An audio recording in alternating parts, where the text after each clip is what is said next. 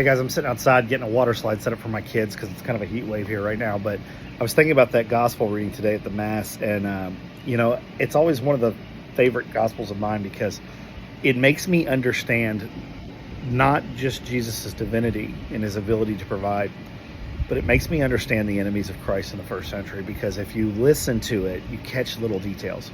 Luke's gospel, he says 5,000 men. First off, that's just men. There could have been women, children, large group.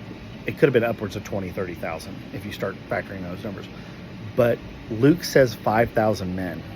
Now, if you're a Roman or a political leader in Jerusalem at this time, and you hear the number 5,000 men, the first thing that's going to spring to your mind is the Roman legion. A Roman legion was made up of 5,000 troops.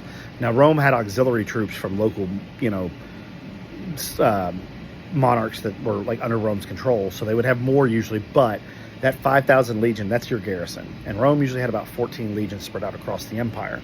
But if you're a political leader and you hear that there is a man that they are claiming to be the king of the Jews who has just fed 5,000 people with a few fish and a few loaves of bread, and there was some left over, that's a quartermaster's dream at the end of the day, because procuring food is the most important thing you do for your army. The Romans only kept 14 legions because they didn't want to have to pay and feed them all the time. So they would demobilize like after the Civil War or anything like that. So, when you hear that a man, 5,000 men were fed by this guy, and he can just take a few baskets of food and feed them again, that's a huge threat to you.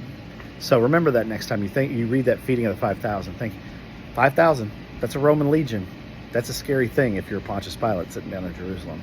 Anyway, it's something to think about. And I just thought I'd share that with you today. Hope you're having a blessed day, a blessed Corpus Christi. Go out there as the church militant, march behind Christ your King, and I hope you have a very blessed day.